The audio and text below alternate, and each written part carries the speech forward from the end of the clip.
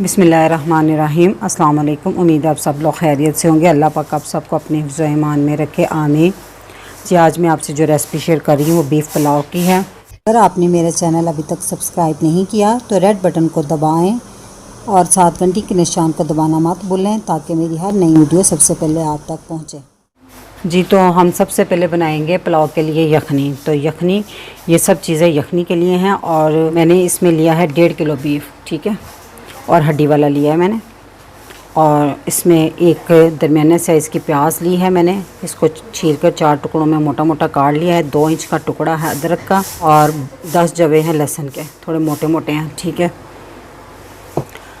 मसालों में मैंने लिया है 1/2 टीस्पून साबुत काली मिर्च, 1 टेबलस्पून भरकर मैंने साबुत धनिया लिया है, 1 टीस्पून मैंने लिया है साबुत सौंफ और 1 टेबलस्पून मैंने लिया है ज़ीरा और 6 अदद मैंने लिए हैं लौंग। और इसके अलावा ये तेज़पात के पत्ते हैं, ये मैंने छोटे छोटे हैं, 4 लिए हैं, बड़े हों तो आप 2 ले लीजिएगा। और ये 2 टुकड़े दालचीनी के हैं, 2 बड़ी इलायची और 4 छोटी इलायची और 2 टीस्पून यखनी के लिए नमक।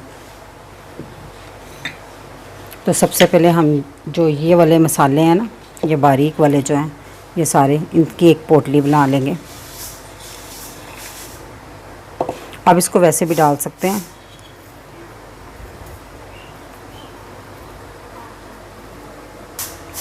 जी, तो मैंने इसकी ये पोटली बना लिया। अपनी ढीली ढीली सी बनानी है क्योंकि ये मसाले बाद में फूल के ना ये हो जाती है, उसको स्पेस चाहिए होती है, ठीक है। तो हम यखनी निकालेंगे प्रेशर में। जी, तो मैंने एक प्रेशर लिया, तो इसमें सबसे पहले मैं डाल दूँगी गोश्त।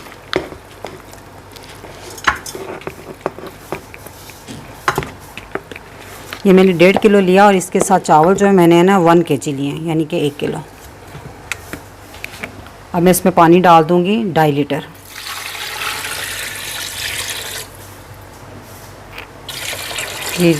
ये हो गया 2.5 लीटर पानी।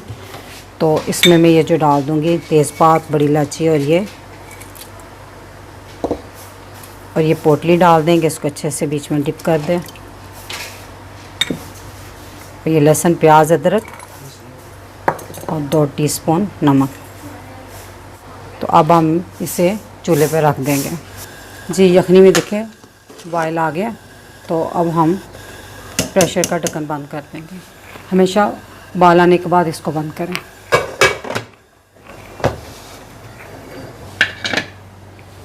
तो जी, मैंने प्रेशर का ढक्कन बंद कर दिया है। तो आपने इसकी सीटी चलने के बाद 15 मिनट का टाइम देना है।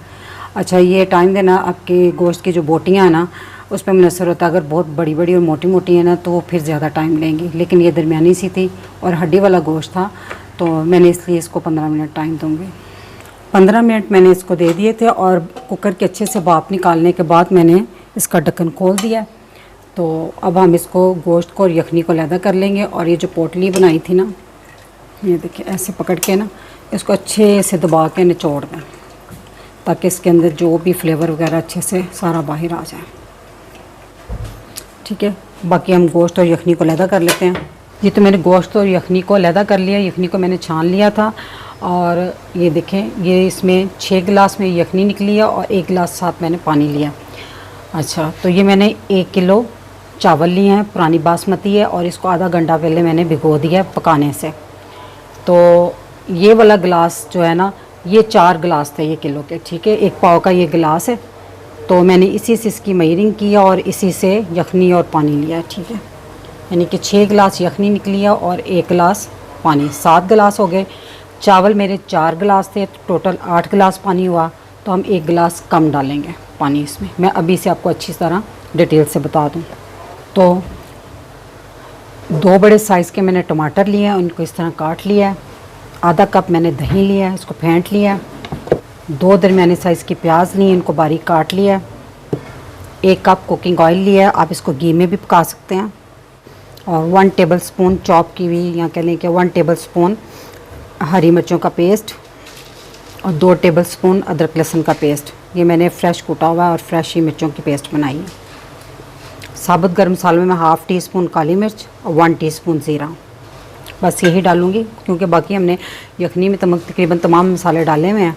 तो उसका फ्लेवर यखनी में आ गया और चावलों ने वही यखनी सोख करनी है। इसी हुए मसालों में मैंने लिया है 2 टीस्पून नमक, 1 टीस्पून सुरख मिर्च, 2 टीस्पून कुटी हुई लाल मिर्च, 1 टीस्पून धनिया पाउडर और 2 टीस्पून गरम मसाला पाउडर। अच्छा, मैं थोड़ा स्पाइसी बना रही हूँ, अगर आपको स्पाइसी नहीं चाहिए कम तो आप मिर्चों का इस्तेमाल कम कर सकते हैं, सुरख मिर्चें स्किप कर सकते हैं आप इसमें से। और ये चंद साबुत सब्ज़ मिर्च लिए हैं और इसको दरमियान में से काट लिया।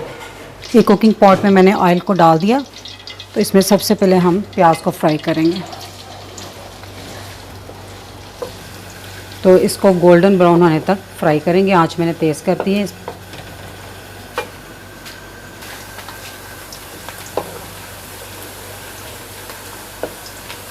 प्याज का कलर देखें गोल्डन हो गया, तो अब हम इसमें ये जो साबुत गर्म मसाले ज़ीरा और काली मिर्च से ये डाल दूँगी।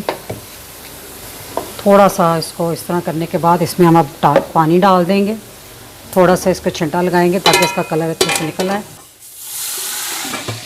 इसको ढाँप कर रख दिया। अब मैं इसमें लहसुन अदरक का पेस्ट और साथ मिर्चों का पेस्ट ये डाल दूँगी और इसको 1-2 मिनट तक भूनेंगे इसमें। इसको भूनने के बाद अब इसमें गोश्त को डाल देंगे।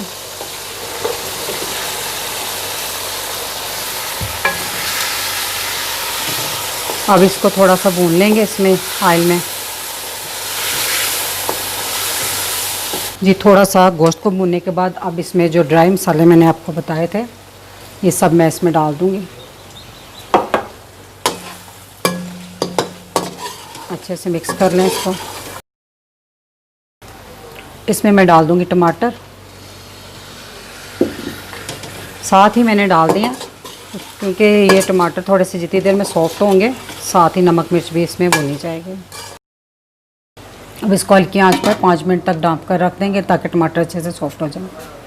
5 मिनट हो गए हैं तो टमाटर अच्छे से सॉफ्ट हो गए हैं। तो अब हम इसमें दही भी डाल देंगे।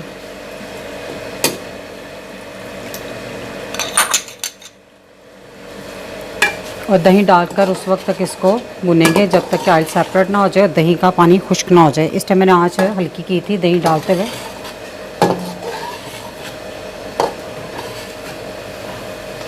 पहले थोड़ा सा हल्की आंच पे पकाकर फिर इसको तेज़ आंच पे कीजिएगा।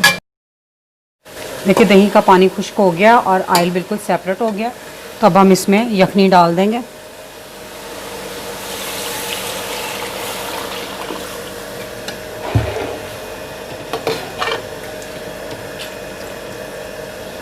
अब इसमें बॉयल आने का इंतज़ार करेंगे।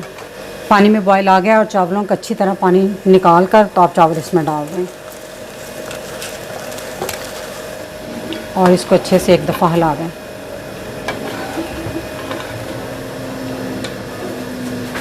ठीक है, इस टाइम मैंने आंच तेज़ रखी हुई है। तेज़ आंच पे ही मैं इस तरह रख के ढक्कन, तो इस तरह ढक्कन थोड़ा सा रख के इसको पकाऊंगी और दरमियान में आपने सिर्फ एक दफ़ा चम्मच हिलाना है इसको, इसमें ज़्यादा चम्मच नहीं लगाना। इस पॉइंट पे मैं एक दफ़ा इसको हिला दूंगी बड़ी एहतियात से, बस इसके बाद मैं इसको नहीं छेड़ूंगी।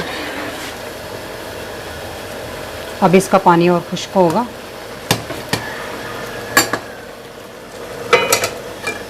चावलों का पानी देखिए अच्छे से खुश्क हो गया, लेकिन इसमें फुल इसको खुश्क नहीं करना। मसलन के देखें थोड़ी थोड़ी नमी है इसमें साइडों पे किनारों पे ना, ये देखें चावल थोड़े गीले गीले हैं। तकरीबन इसमें आधा कप पानी सारे चावलों में बचना चाहिए। तो इस पॉइंट पे हम इसको दम लगा देंगे। ठीक है, तो ये मैंने जो हरी मिर्चें आपको बताई हुई थी ये डाल देंगे हमने और इसको डाल देंगे। तो मैंने दूसरे चूल्हे पर तवा गर्म होने के लिए रखा हुआ है, तो उसके ऊपर मैं इसको रखूँगी। तो इसको मैं आँच हल्की कर देंगे दम वाली और इसको 15 मिनट तक हम इसको दम देंगे। बाकी आप अपने चावलों के हिसाब से दम सेट कर लीजिएगा, ज़्यादा भी टाइम ले सकते हैं, बाज़ चावल कम भी ले सकते हैं, लेकिन ये चावल जो है मेरे इस टाइम 15 मिनट ले जाएंगे। चावलों को माशाल्लाह से दम लग गया, 15 मिनट का मैंने लगाया इसको। तो इसको जब चावल आप हिलाएँ तो हमेशा 5 मिनट रेस्ट दे के इसकी अच्छे से भाप निकल जाए चावलों की, फिर आप इसको हिलाया करें। जी, तो 5 मिनट का मैंने रेस्ट देकर अब इसको चावलों को हिलाऊंगी। माशाल्लाह चावल बहुत मज़ेदार बने हैं, इसकी खुशबू बहुत प्यारी आ रही है। देखें खिले खिले चावल हैं। तो आप इस ईद पे इस रेसिपी को ज़रूर ट्राई करें और मुझे फ़ीडबैक दें कि ये कैसे बने हैं। तो मेरी रेसिपी अगर आपको अच्छी लगी तो मेरी वीडियो को लाइक करें, शेयर करें और मेरे चैनल को सब्सक्राइब करें। अब इजाज़त चाहूँगी। अल्लाह पाक आप सबको खुश रखे और मुझे अपनी दुआ में याद रखिएगा। अल्लाह हाफिज़।